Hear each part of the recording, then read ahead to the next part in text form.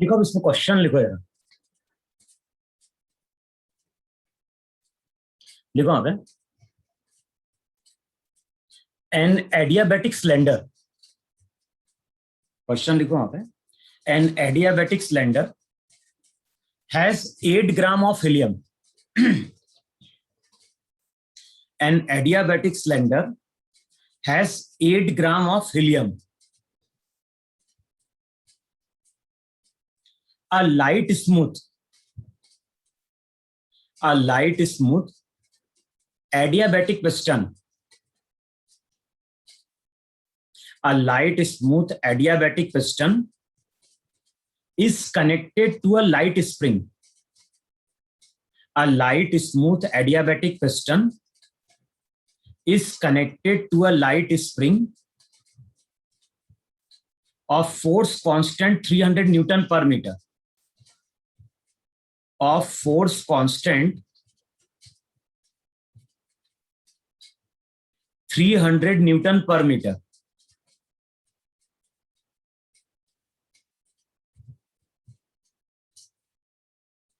The other end of the spring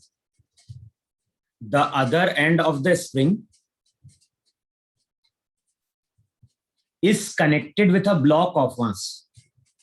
The other end of the spring is connected with a block of mass 10 kg.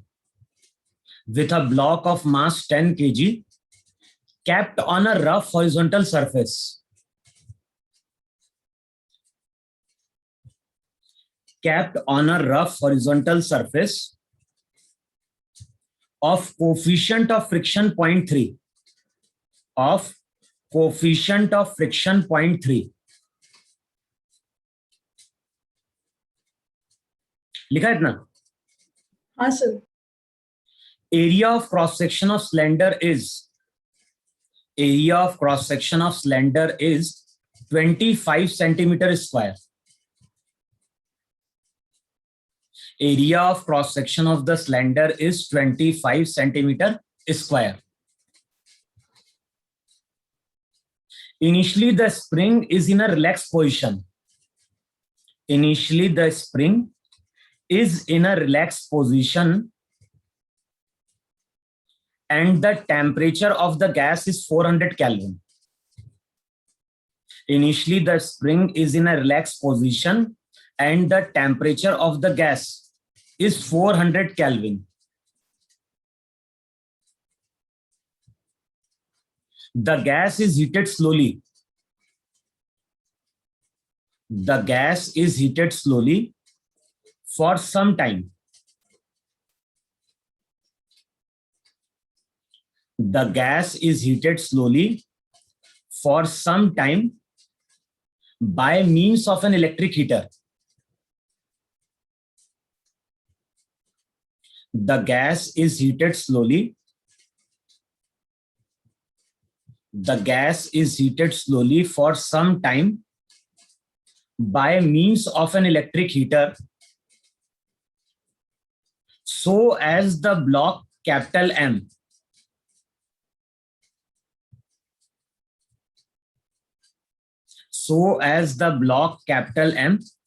just starts moving. So as the block capital M just starts moving. Find. अब लिखो calculate क्या करना है। Question के 3 part हैं। पहला part लिखो, find the work done by the gas. Second लिखो वहां पे, the final temperature of the gas.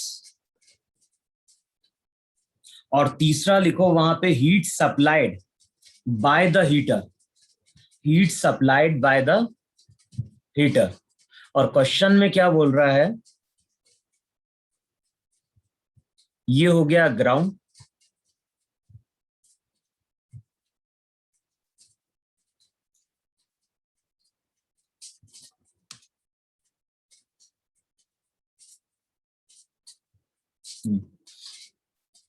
जो भी ग्राउंड है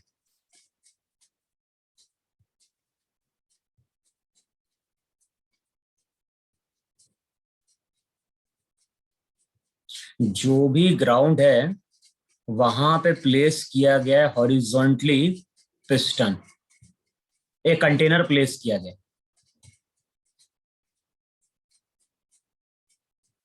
यहां पे है तुम्हारा पिस्टन, पिस्टन मासलेस है, मूवेबल है, और यहां पे फिल्ड है गैस। फिर क्वेश्चन में क्या बोल रहा है, जो भी पिस्टन है वो यहां पे कनेक्टेड है विथ अ स्प्रिंग, और स्प्रिंग यहां पे कनेक्टेड है एक ब्लॉक से। ब्लॉक का मास दिया हुआ है कैपिटल एम, और क्वेश्चन में बोल रहा है इन दोनों के बीच का सरफेस रफ है और कोफिशिएंट ऑफ फ्रिक्शन की वैल्यू गिवन है। अब चेक करो क्वेश्चन में क्या क्या इंफॉर्मेशन गिवन है। एक तो देखो ब्लॉक का मास गिवन है कि नहीं गिवन है? Yes sir. कितना दिया है ब्लॉक का मास? 10 10 kg 10 kg 25 kg? 10 10 kg block का मास दिया है 10 kg। फिर चेक करो म्यू की वैल्यू गिवन है क्या? 0.3 म्यू दिया है 0.3। फिर देखो स्प्रिंग कांस्टेंट गिवन है के? yes 300 न्यूटन पर मीटर 300 न्यूटन पर मीटर। अच्छा, पिस्टन का area of cross section given है कि नहीं given? 25 centimeters 25 centimetre 25 centimetre square. तो कन्वर्ट करेंगे इसको मीटर स्क्वायर में बाद में। Yes sir. अच्छा, गैस का मास दिया है कि नहीं दिया? 8 gram मास ऑफ गैस कितना दिया है? 8 ग्राम 8 ग्राम। मोनो एटम अच्छा, ये भी क्वेश्चन में गिवन है कि इनिशियली पिस्टन कैसा है? रेस्ट में। और बताओ स्प्रिंग नेचुरल लेंथ में है कि नहीं? yes sir तो सबसे पहले तुम क्या करो, पिस्टन का फ्री बॉडी डायग्राम ड्रॉ करो। बताओ पिस्टन का अगर फ्री बॉडी डायग्राम ड्रॉ करेंगे तो इस साइड से प्रेशर कौन सा आ रहा होगा? एटमॉस्फेरिक। तो उसके P0 कारण A। फोर्स लग रहा होगा P0 इंटू ए। स्प्रिंग अभी कोई फोर्स अप्लाई नहीं कर रही है। गैस का जो प्रेशर रहेगा अगर वो तुम्हारा पीआई है, पीआई रिप्रेजेंट कर रहा है गैस का इनिशियल प्रेशर, उसके कारण फोर्स कितना लग रहा होगा? पीआई इंटू ए। बताओ इसके अलावा कोई फोर्स लग रहा है क्या पिस्टन के ऊपर? no sir नहीं। सर तो हाँ बोलो। सर जो एरिया है वो सिलेंडर का है ना? अबे तो पिस्टन का क्या एरिया होगा ये तो मुझे जरा। अगर गैस को पूरा क्लोज करना है तो क्या होगा? जो एरिया पिस्टन का होगा वही एरिया सिलेंडर का होना चाहिए ना, तभी तो पिस्टन फिट बैठेगा। Yes sir. Yes sir okay. तो पिस्टन का एरिया कम हुआ, सिलेंडर का एरिया ज्यादा हुआ, तब तो गैस ही बाहर निकल जाएगी। Yes sir. तो यहाँ पे हमें ये मालूम है कि गैस का जो इनिशियल प्रेशर है वो P0 है, और P0 का मतलब क्या था? 10 टू दी पावर 5 न्यूटन पर मीटर स्क्वायर। अच्छा, क्वेश्चन में क्या बोल रहा है? क्वेश्चन में बोल रहा है कि गैस को यहाँ पे अब स्लोली हम क्या कर रहे हैं? हीट कर रहे हैं। अच्छा बताओ, गैस को अगर स्लोली हीट करोगे तो ये पिस्टन कहाँ मूव करेगा? ये पिस्टन मूव करना स्टार्ट करेगा राइट की ओर। अच्छा, मान लो किसी टाइम पे पिस्टन कितना मूव कर गया? किसी टाइम पे पिस्टन एक्स मूव कर गया। अच्छा, ये प्रोसेस कब तक हुआ है? ये प्रोसेस हुआ है जब तक ये ब्लॉक चलना स्टार्ट नहीं करता। बताओ ब्लॉक अभी रेस्ट में है कि नहीं? yes sir तो ब्लॉक का अगर अभी तुम फ्री बॉडी डायग्राम ड्रॉ करोगे तो क्या शो करोगे? एक तो शो करोगे ग्राउंड की नॉर्मल, उसका वेट। बताओ स्प्रिंग अगर एक्स से, देखो पिस्टन अगर एक्स से मूव करेगा तो स्प्रिंग एक्स से कंप्रेस होगी कि नहीं होगी? yes अच्छा, अब स्प्रिंग अगर कंप्रेस होगी तो स्प्रिंग फोर्स कहाँ अप्लाई करेगी? ऐसा Right. फोर्स अप्लाई करेगी, अप्लाई करेगी पिस्टन पे yes, लेफ्ट की ओर, ब्लॉक पे राइट की ओर। तो ब्लॉक पे एक तो फोर्स आ रहा होगा K इंटू एक्स।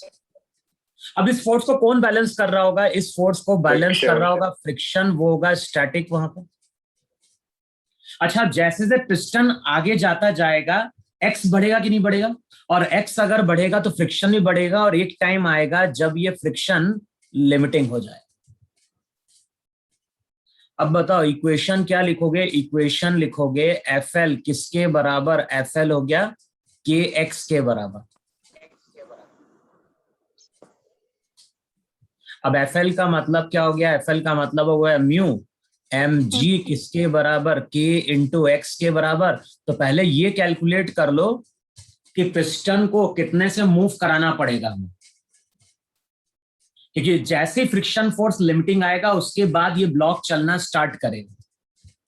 तो जिस टाइम पे ब्लॉक चलने वाला है उस टाइम पे फ्रिक्शन लिमिटिंग हो जाएगा। अब FL इक्वल्स टू KX लिखो और चेक करो पहले x की वैल्यू कितनी आई। 0.1 सर मीटर। 0.1 हाँ सर। 0.1 क्या, मीटर या सेंटीमीटर? मीटर। मीटर। मीटर। चलो अच्छा, अच्छा हमें ये मालूम चल गया, नहीं मालूम चल गया कि पिस्टन कितना मूव किया, x मूव किया। Yes sir. अच्छा अब बताओ work done by the gas कितना है। अब लिखो डायरेक्ट जरा, बताओ पिस्टन ने किसके अगेंस्ट वर्क परफॉर्म किया। अगर पिस्टन की Atmosphere. बात करोगे तो पिस्टन पे इस डायरेक्शन में एक तो P0 A रहा होगा के और दूसरा क्या रहा होगा, स्प्रिंग फोर्स KX। दोनों के अगेंस्ट वर्क परफॉर्म करना है तो work done by the gas ये हो जाएगा P0 into A into x और ये हो जाएगा हाफ KX²। इनका वर्क नेगेटिव है, अगेंस्ट में पॉजिटिव होगा। अब बताओ सबकी वैल्यू मालूम है तो पहले हम work done by the gas calculate कर सकते हैं, नहीं कैलकुलेट कर सकते हैं? सर। तो चेक करो work done by the gas कितना। फर्स्ट केस में हमें कैलकुलेट क्या करना है, सर एरिया को मीटर में करना पड़ेगा ना। और क्या,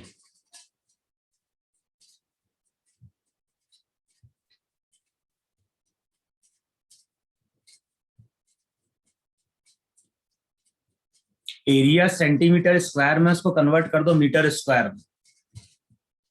एटमॉस्फेरिक प्रेशर था 10⁵ K की वैल्यू गिवन है, x की वैल्यू गिवन है। अब सबसे पहले कैलकुलेट करो work done by the gas कितना।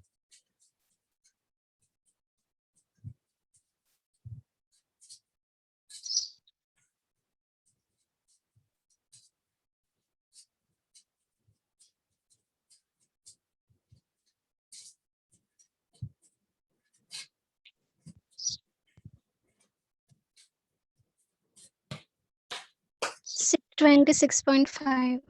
Yes, sir. 26.5 joule. कितना, 26.5 जूल। और ये पॉजिटिव वर्क होगा कि गैस का एक्सपेंशन हुआ है। अच्छा सेकंड पार्ट में क्या कैलकुलेट करना है, टेम्परेचर। अच्छा गैस का इनिशियल टेम्परेचर गिवन था क्या? Yes sir. हाँ सर, 400 केल्विन। 400 केल्विन। क्योंकि जरूरत पड़ेगी ना, इनिशियल टेम्परेचर 400 केल्विन। अच्छा इनिशियली प्रेशर भी मालूम है कि नहीं मालूम है? Yes, sir. 10 to the power. Yes sir.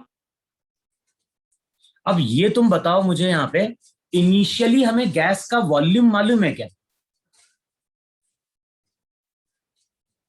No sir. नहीं मालूम है ना, तो पहले कैलकुलेट करो इनिशियली गैस का वॉल्यूम क्या होगा और कैसे मिलेगा, वो रिलेशन मिलेगा PV equals to PI VI equals to mu RT। R की वैल्यू थी 25/3 ऐसा सिस्टम में जूल पर मोल पर केल्विन। अच्छा प्रेशर मालूम है कि नहीं मालूम है? इनिशियली प्रेशर मालूम है, R मालूम है, T मालूम है। बताओ गैस के मोल्स कितने होंगे? 2 moles। 2 moles. म्यू का फॉर्मूला क्या था, weight in gram upon molecular weight. Weight in gram कितना दिया था गैस का? 8 ग्राम। 8 ग्राम। और मॉलिक्यूलर वेट कितना? 4. 4।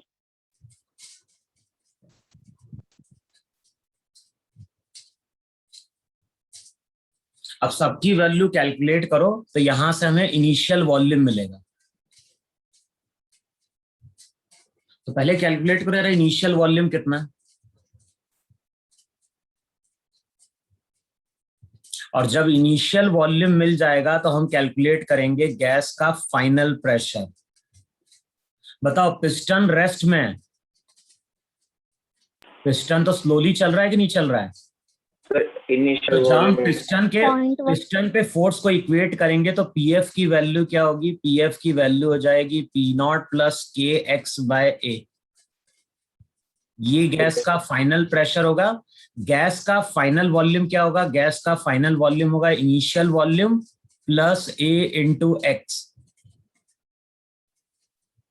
अब तुम्हें रिलेशन क्या यूज करना है? अब तुम्हें रिलेशन यूज करना है P I V I by T I equals to हो जाएगा P F by T F. तो इस रिजल्ट को यूज करो और बताओ तो मुझे कैलकुलेट करके फाइनली टेम्परेचर कितना है गैस का।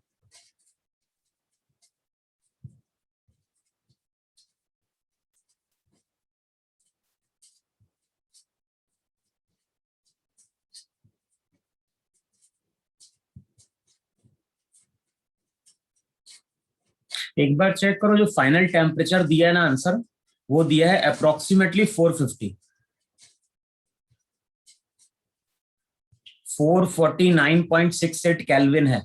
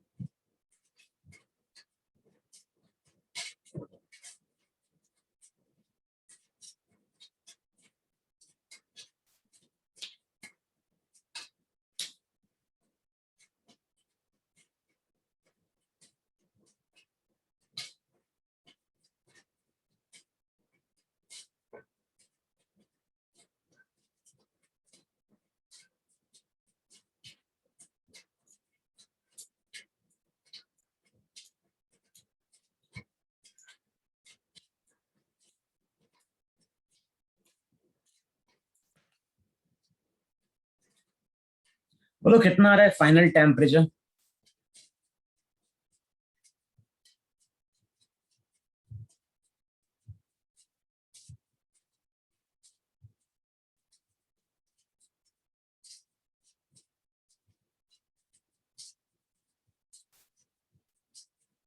Four 450 kelvin. एग्जैक्ट नहीं आ रहा होगा।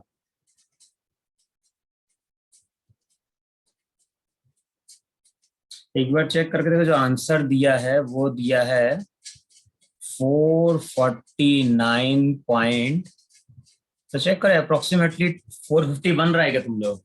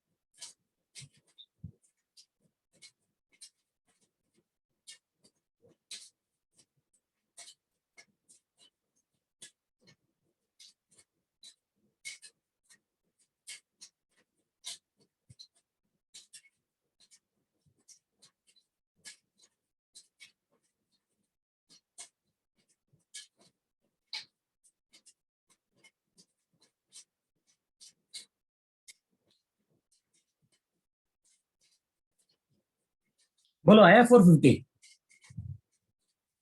Yes sir. एक बार चेक कर लेना कैलकुलेशन, जो आंसर आता है फाइनल टेम्परेचर 450 के आसपास आता है। अच्छा, नेक्स्ट पार्ट क्या था क्वेश्चन का? वहां पे जो क्वेश्चन का नेक्स्ट पार्ट था उसमें क्या कैलकुलेट करना है? Heat. Heat supplied by the heater. Heater अच्छा अब देखो एक बार तुम एक चीज टर्म यूज चेक करना, टर्म वहां पे यूज किया था एडियाबैटिक कंटेनर Yes. Yes, और sir. Adiabatic piston. इसका मतलब होता है कि ये जो सब हैं ये नॉन कंडक्टिंग है। Yes, sir. ये समझाया भी था मैंने वहां पे कि अगर नॉन कंडक्टिंग अगर नहीं होंगे तो क्या होगा, Heat तब तो loss होगा. हीटर जो भी हीटर हीट देगा उसका कुछ पार्ट कहाँ चला जाएगा, सराउंडिंग में लॉस में चला जाएगा। Yes, sir.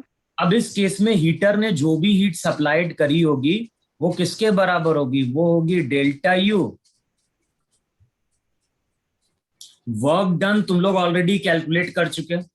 अब वहां पे क्या लिखवाया था, प्रोसेस कोई सा भी हो, डेल्टा यू की वैल्यू थी म्यू, सीवी म्यू की वैल्यू दी हुई है, सीवी कितना था, मोनोटॉमिक गैस है ना कि डायटोमिक है, Yes, sir. Mono.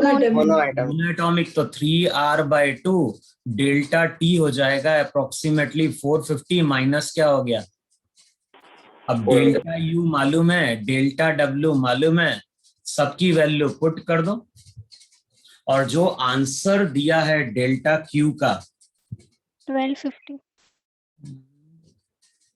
वो दिया है 1265। एक बार चेक कर लेना, 1265।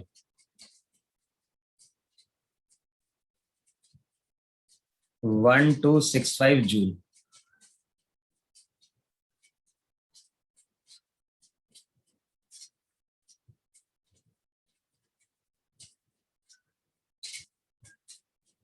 चेक करो इतना बन रहा है कि नहीं बन रहा है, 1265 जूल।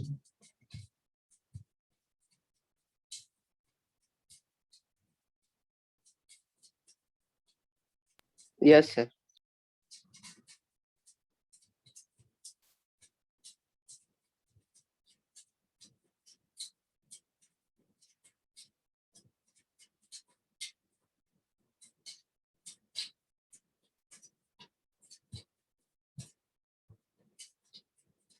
देखो आया कि नहीं है,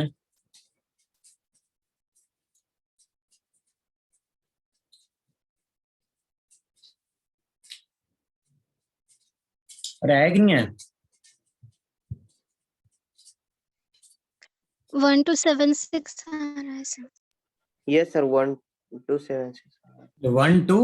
अब चेक करना अप्रोक्सीमेटली इतना दिया हुआ है बुक में, एक बार कैलकुलेशन चेक कर लेना तुम लोग, कर लोगे ना Okay. कैलकुलेशन का। Yes, sir. लिखो नेक्स्ट क्वेश्चन लिखो यार,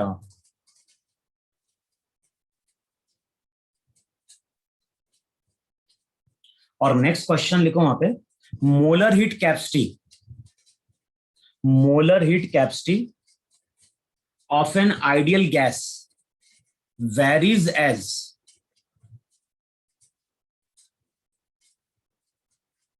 तीन केस दिए, molar heat capacity of an ideal gas varies as, पहला रिलेशन दिया है C equals to CV plus alpha T, और सेकेंड केस में दिया हुआ है C इक्वल्स टू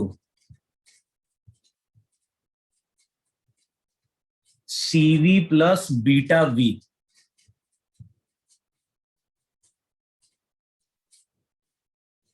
और थर्ड केस में दिया है C equals to CV plus alpha P.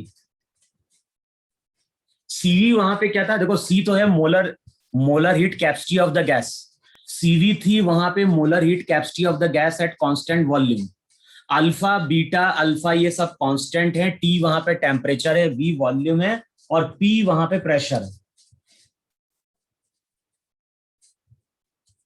अच्छा ये लास्ट वाला A दिया है, अल्फा नहीं एक्चुअली, इसको लिखो वहां पे A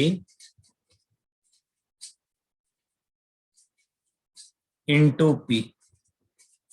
अब क्वेश्चन में क्या बोल रहा है, where alpha beta and A are constant,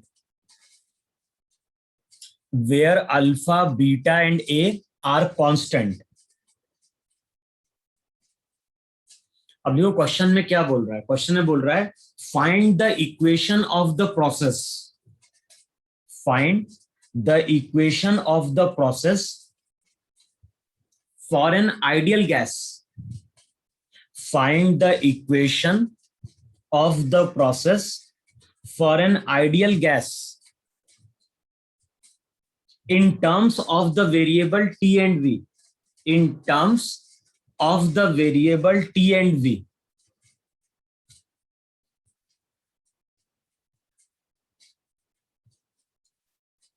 तो हमें तीनों ही केस में प्रोसेस की इक्वेशन निकालनी है, और प्रोसेस को हमें किससे रिलेट करना है? इक्वेशन को टेम्परेचर और वॉल्यूम से।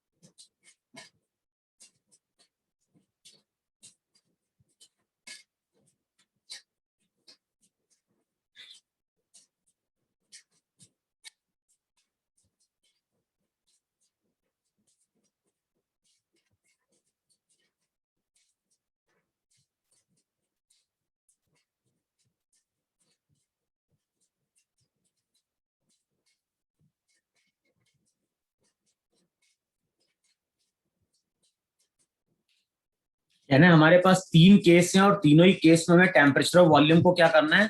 रिलेशन फाइंड आउट करना है। अब देखो फाइंड आउट कैसे करेंगे रिलेशन वहां पे? तो हमने ये पढ़ा है कि नहीं पढ़ा है? First law of thermodynamics, delta Q किसके बराबर है? Delta W plus delta delta U plus delta W.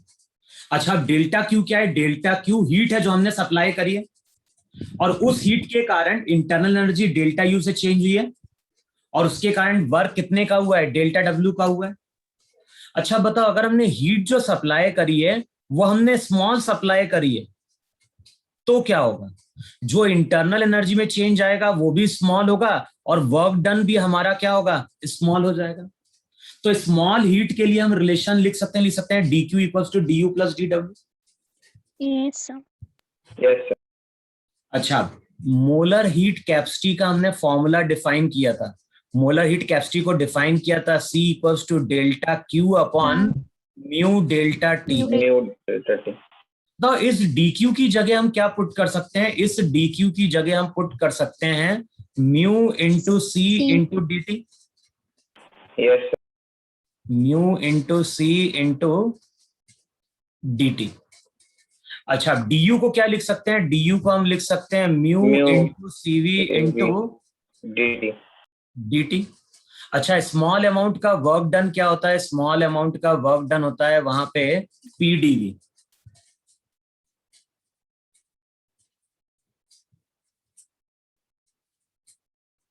देखो होता ही नहीं होता यहाँ पे।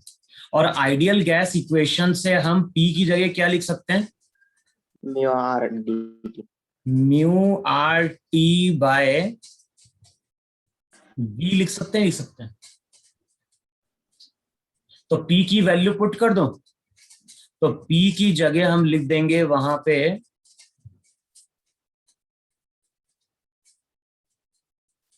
Mu R T by v into DV. देखो चेक करो, ऐसा लिख सकते हैं वहां पे। हाँ सर। अच्छा, क्या चीज कैंसिल आउट हो जाएगी? म्यू। म्यू। म्यू वाली टर्म कैंसिल आउट हो जाएगी और dt को उधर लेके चले आओ, तो रिलेशन क्या बन जाएगा? रिलेशन बन जाएगा C equals to CV plus mu तो कैंसिल आउट हो गया वहां पे, तो ये हो जाएगा RT by V into dv by dt। बताओ ये रिलेशन बन रहा है कि नहीं बन रहा है? अब Yes, इस रिलेशन को इस रिलेशन से कंपेयर करो। बताओ अल्फा किसके बराबर निकल के आ रहा है? R T Y.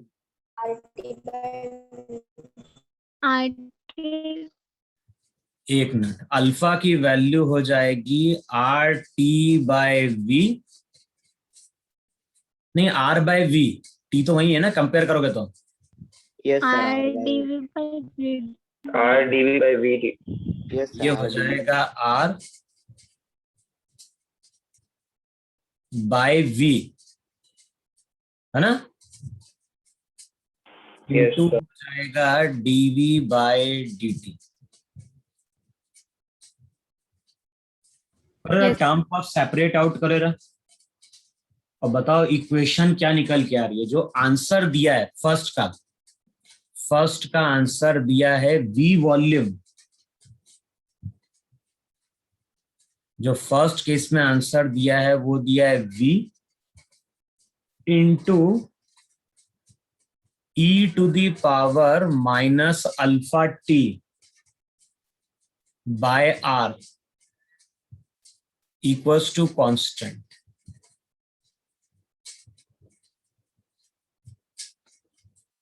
V into e⁻ alpha t by r equals to constant.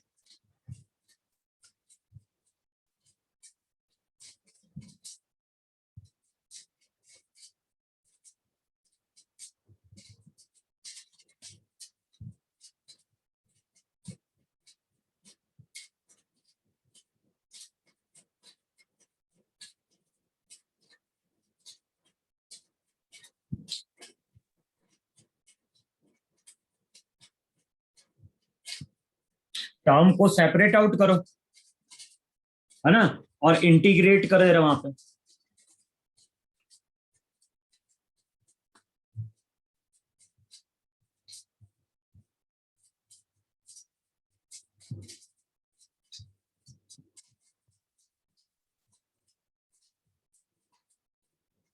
Term को जब सेपरेट आउट करो तो पहले तो क्या बन गया वहां पे, अल्फा आर, नहीं alpha by R into D T equals to हो जाएगा डीवी बाय वी। देखो ये बनेगा कि नहीं बनेगा वहां पे। Yes, sir. इंटीग्रेट करें दोनों साइड, बताओ रिजल्ट क्या निकल के आ जाएगा। रिजल्ट आ जाएगा alpha R into T equals to Log. 1/v का क्या हो गया, log we.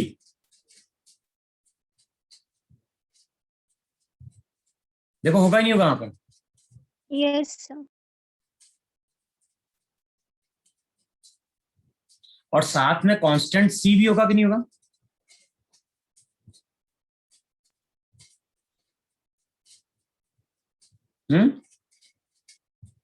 Yes, sir. Yes, sir. करो उसको सिंप्लीफाई करो, इस फॉर्म में आ रही क्या इक्वेशन।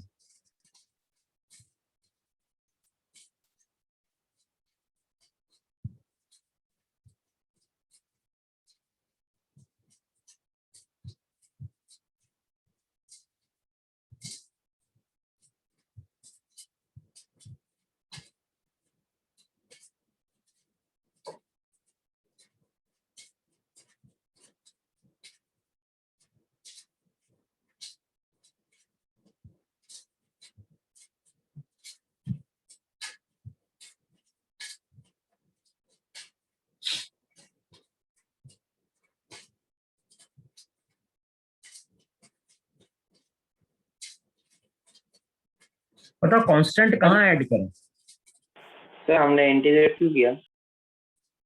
क्योंकि वी और टी में रिलेशन चाहिए ना। ये तो इक्वेशन किसको रिलेट कर रही है, ये इक्वेशन रिलेट कर रही है केवल डीवी बाई टी को। यस सर, स्मॉल हमें रिलेशन फाइंड आउट करना है वी और टी में। Okay sir.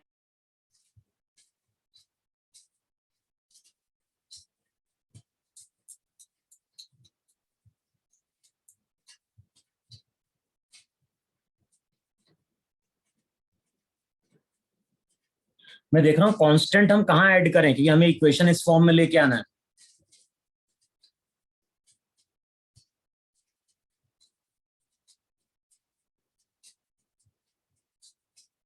बताओ कांस्टेंट को हम वहां पे माइनस लॉग सी लिख सकते हैं क्या। लॉग सी भी तो एक कांस्टेंट होगा कि नहीं होगा।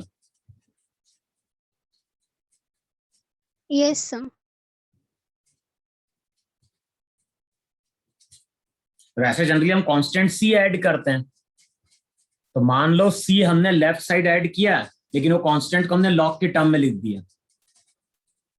मतलब इक्वेशन क्या बन जाएगी अगर लॉग के टर्म में अगर हम कांस्टेंट आएंगे, तो log M minus log N क्या हो जाएगा, v बाय सी e to the power alpha t by r. e to the power alpha T by R. Sir तो E to the power alpha T bar कैसा है? हाँ, E to the power alpha T bar कैसा है? अबे log v minus log C क्या देता है, log m by N. Log yes को उधर सर, लेके जाओगे तो m बाय एन हो जाएगा। Yes sir. अब अगले स्टेप में क्या होगा, इसको टर्म को इंटरचेंज कर दो, तो ये हो जाएगा v e to the power minus alpha T by R equals to क्या हो जाएगा, c उधर जाएगा, कांस्टेंट होगा कि नहीं होगा। Yes sir. तो इक्वेशन को अगर हमें इस फॉर्म में लेके आना है, तो वहां पे हमने क्या किया, जब इंटीग्रेट करते हैं तो हम क्या करते हैं, किसी एक साइड सी ऐड करते हैं। तो हमने इस साइड जब कांस्टेंट ऐड किया, तो वो कांस्टेंट हमने लॉग के टर्म में लिख लिया, क्योंकि लॉग सी भी क्या होता है, कांस्टेंट होता है।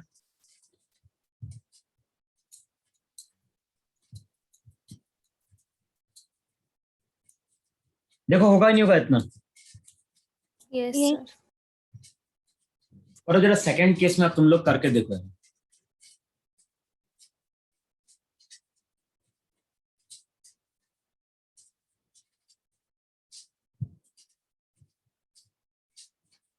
ये रिलेशन तो अभी भी एप्लीकेबल होगा।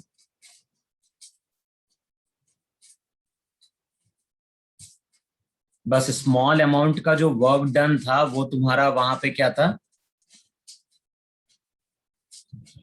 पीडीवी था।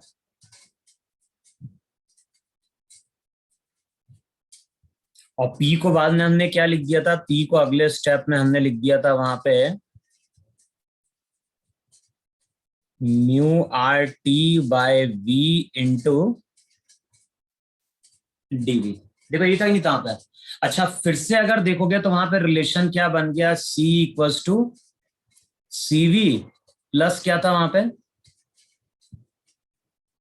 Are T by V into DV by D T.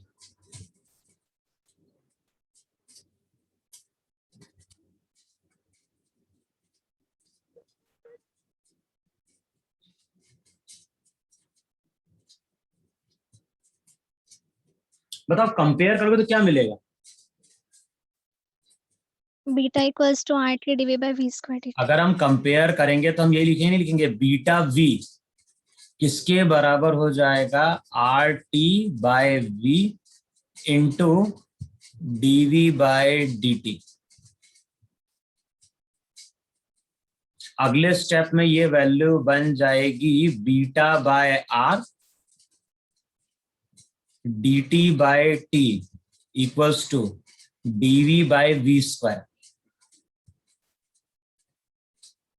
देखो चेक करो, यही बन रही ना वैल्यू। Yes, sir. अब बताओ क्या करोगे वहां पे, इंटीग्रेट करें दोनों साइड। Yes. अब बताओ दोनों साइड अगर इंटीग्रेट करोगे तो रिजल्ट क्या बन जाएगा, रिजल्ट बन जाएगा वहां पे बीटा बाय आर इंटू क्या हो गया, लॉग टी। अच्छा 1/v स्क्वायर का क्या बन जाएगा वहां पे, -1/v। बने नहीं बनेगा वहां पे। और यस सर। प्लस यहां पे हम ऐड कर दें कांस्टेंट लॉग सी। ये कर सकते नहीं कर सकते हैं, Yes, sir. Yes sir. करो क्या करोगे वहां पे,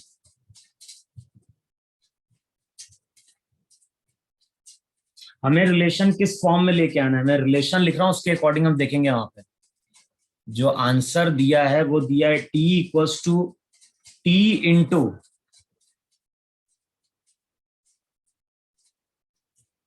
T into e to the power T into e to the power r by beta v। इस फॉर्म में रिलेशन लेके आना। तो log c को लेफ्ट हैंड साइड ले जाएंगे, किसको ले जाएं? log c को। log c को उधर लेके जाओगे और बीटा r को उधर लेके चले जाओगे, तो ये रिजल्ट क्या बन जाएगा? log t minus log c equals to हो जाएगा minus r by beta v। देखो ये बनेगा नहीं बनेगा? No sir, no sir. log c में r by beta yes sir. Multiply हो जाएगा। अच्छा हाँ, एक मिनट गलत कर दिया, वो तो आगे दिया हुआ है ना। सर मैंने log c को बीटा बाय r से मल्टीप्लाई किया था पहले। log c को बीटा बाय r कांस्टेंट है तो कुछ भी कर सकते या हैं। t की पावर ये बीटा बाय r को ऊपर लेके चले जाए, वो तो हम ऐसा भी कर सकते हैं ना। वहां पे log t to the power क्या होगा? बीटा बाय r ना। Beta by r, yes yes sir. Minus क्या हो जाएगा? log c इक्वल्स टू क्या हो जाएगा? Minus 1 bye v। अब क्या दे देगा? log m minus log n। m by n। Yes sir. ये हो जाएगा t upon beta by r by c into हो जाएगा e to the power minus 1 bye v ना। Yes sir. अब टर्म को Yes, sir. रीअरेंज कर जरा तुम लोग जरा पहले बताओ। टर्म को अगर दोनों करेंगे side e को उधर लेके आएंगे बीटा तो हम ऐसा लिख देना यहाँ पे t into beta by r।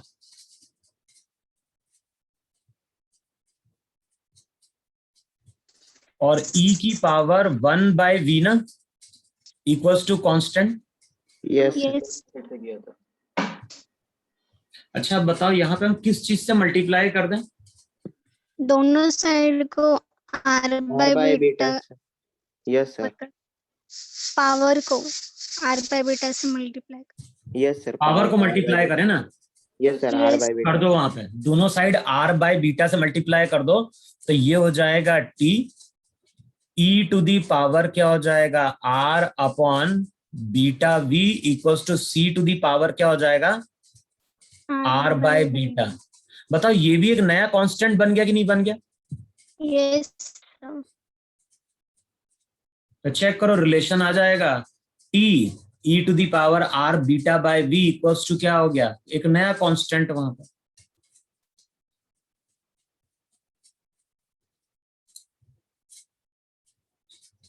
देखो आ रहा है कि नहीं आ रहा है?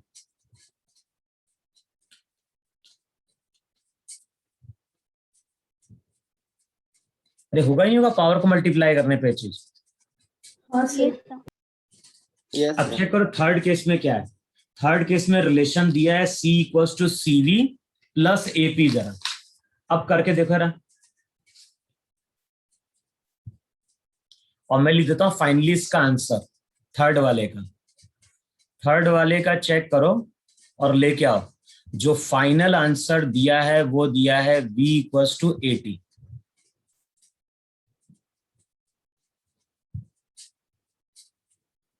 ऐसा फॉर्मूला आ रहा है।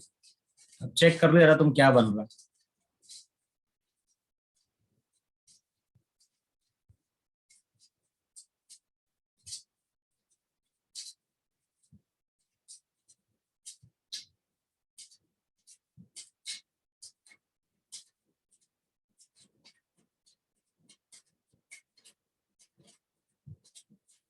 अब बताओ अगर हम डायरेक्टली कंपेयर करें तो वहां पे पीडीवी था कि नहीं था वहां पे?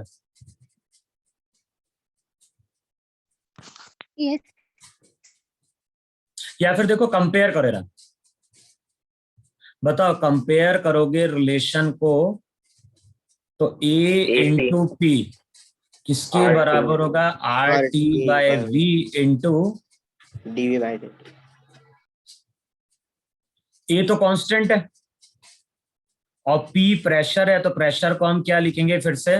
Mu R mu T by R V, T by, तो आर टी कैंसल आउट होगा, वी भी कैंसल आउट होगा, रिलेशन निकल के आएगा DV by D T equals to कितना, ए म्यू ना। Yes sir. सर म्यू का टर्म होता है। अच्छा म्यू रहेगा, आंसर में दिया है A into mu into T. Yes sir, आ गया सर।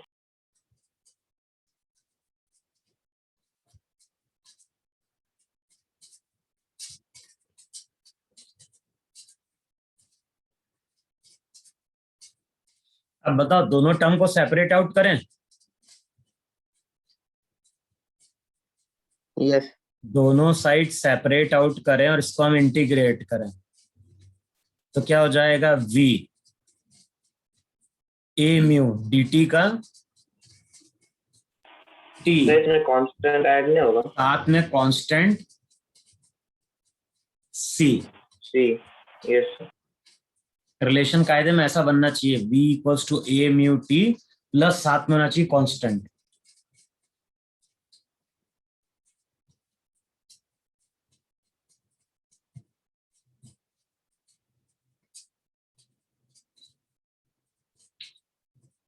देखो इतना आ रहा है कि नहीं आ रहा है? Yes, yes sir.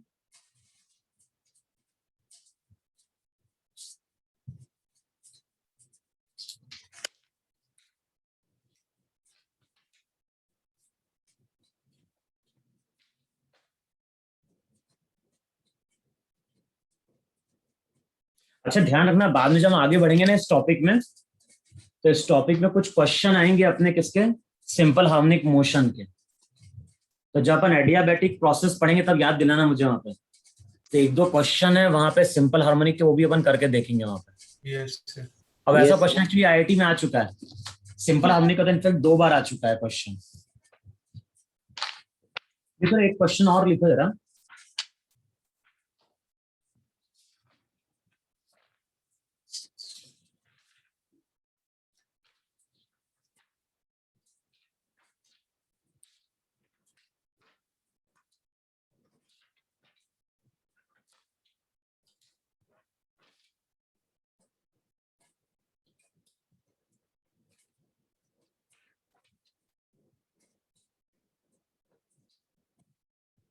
देखो वहां पे, a gas has a molar heat capacity,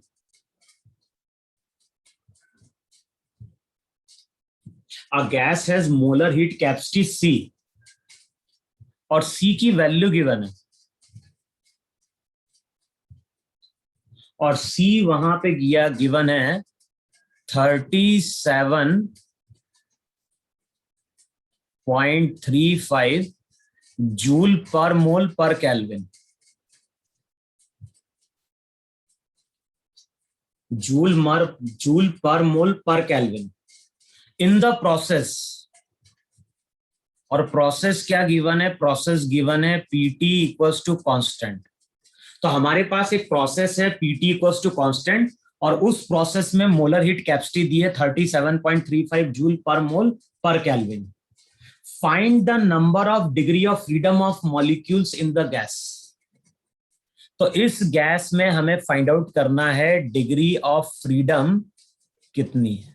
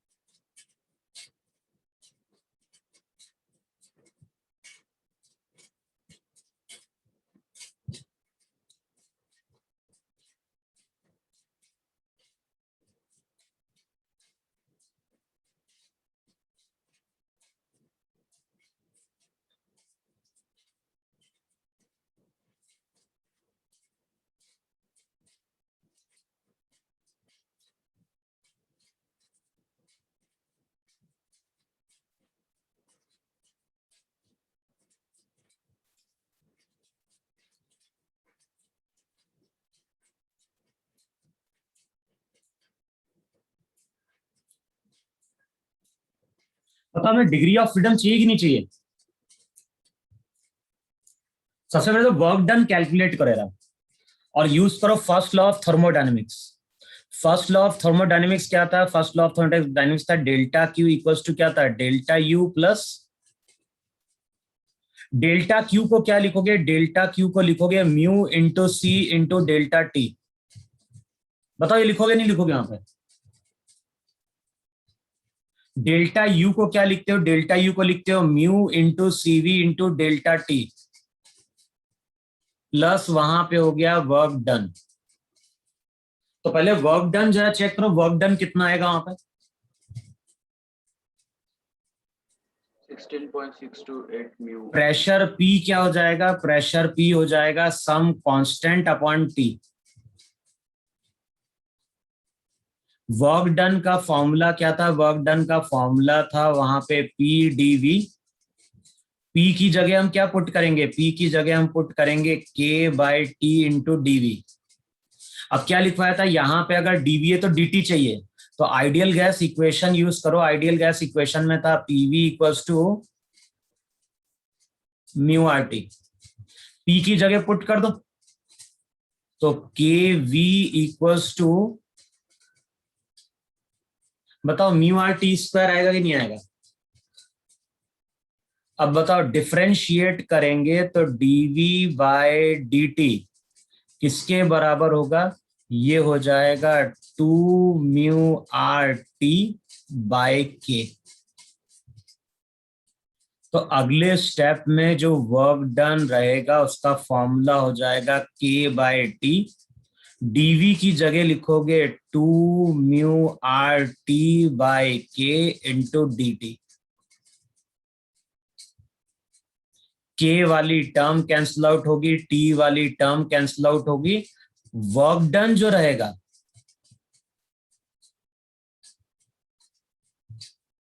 बताओ वर्क डन क्या हो जाएगा? म्यू आर,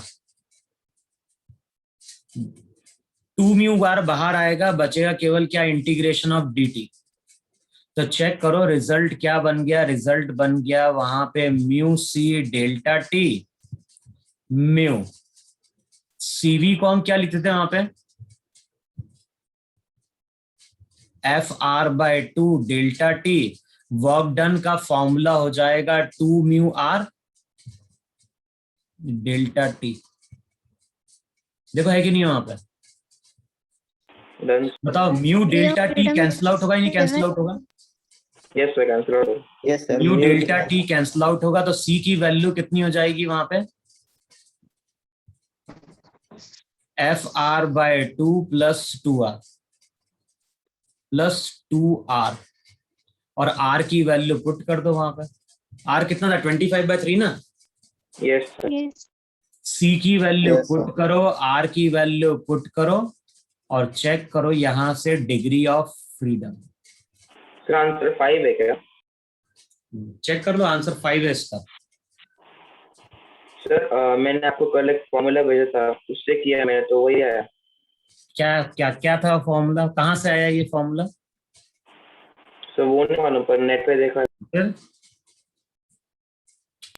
सर वो C is equals to CV plus R upon 1 minus X वाला।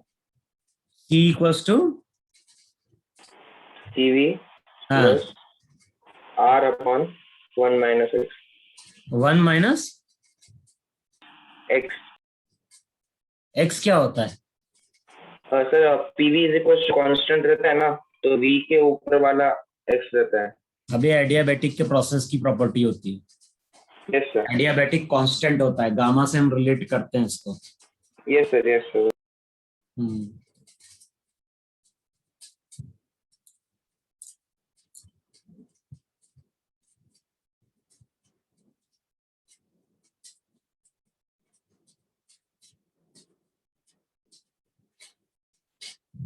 देखो आया कि नहीं समझ में? Yes, sir. देखो इसमें एक क्वेश्चन और लिखा है, इसमें डिग्री ऑफ फ्रीडम कैलकुलेट करना है।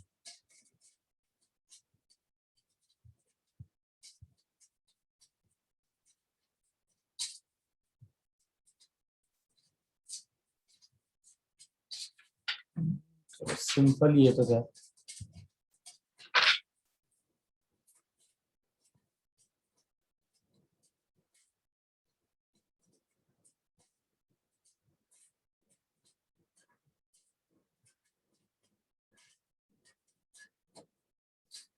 चलो उसमें कुछ नहीं है, तो सिंपल सा क्वेश्चन है ना।